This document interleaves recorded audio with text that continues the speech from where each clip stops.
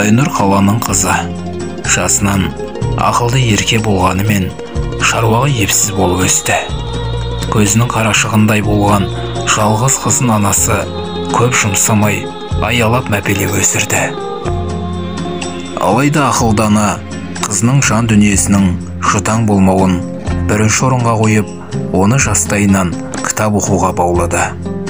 Зерделі де зерек рухани жағынан толысқан ерке қыз ойжеткен соң өз бақытын ауылдан тапты.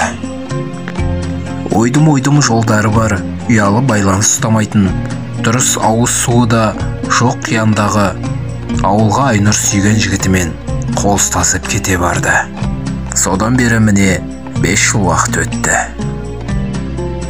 Келгелі бері ата-енесінің қабағын аңдып, солардың бабын табудан жалыққан емес.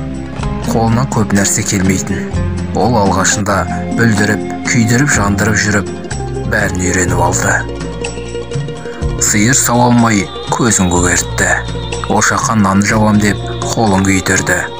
40 тесік қылып еттің нанын жайды. Бірақ Айнұр жасыған жоқ. Қалайда бәрін үйренемін деп алға талпынды. Нәтижесінде аз уақыттың ішінде 5 аспап келін атанды. Қазір ол таңғы 5-те тұрып, 10 сиырды сауып, өріске жібереді. Үйге келіп, шай қайнатып, су жылытып қояды. Осы аралықта ұйқыдан тұрған ата-енесі мен үйленбеген қайнағасына ыстықтай дәмдеп шайын береді. Қариялар шайды ұзақ ішеді. Жазғы күндері ауладағы ошаққа шай қайнатып, шоқтың шайын береді. Сүт тартып, май қаймағын жасайды.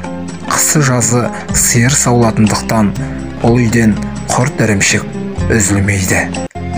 Бәрін бітіріп мектептегі жұмысына жүгіреді. Мұғалім болып жұмыс жасайтын ол мектепте де алғыр ұстаздардың қатарында. Сынаптай сырған осы уақыт аралығында 3 баланың анасы атанды. Күнделікті күйбең тірлікпен жүгіріп жүрген күндердің бірінде өзіне ақылшы қамқор болған енесі айықпас дертке шалдықты. Бір-біріне үйелмен сүйелмен 3 баланың қасына енесі 4-ші бала болып қосылды.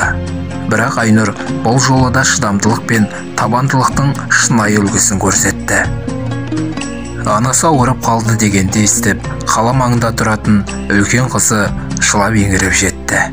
Бір аптадай қасында болып, жуындырып, шайындырып, шашын тарап, тамақ беріп, жүгіріп жүрді. Бірақ кетерінде анасының құлағындағы алтын сырға мен алтын жүзікті өзімен бірге ала кетуді ұмытпады. Сөйтіп күндер өтіп жатты. Көрші ауылда тұратын ортаншы қызы бала шағасы мен анасын бағуға келді. Ол да үйдегі жалғыз келін Айнұрға болысқан болып, анасын қарап жанашырлық танытты.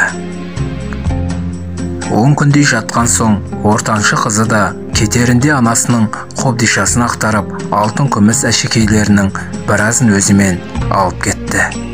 Күнде келіп шай ішіп кететін ауылда тұратын кіші қызы да қалған алтын бұйымдарды өзімен алып кетті. Қобдишада жалғыз ғана қызыл көзді алтын сақина қалды. Ертеңгі күні енесіне ас алып келген Айнұр оның теріс қарап, бүк түсіп, тұншығып жылап жатқанын көрді.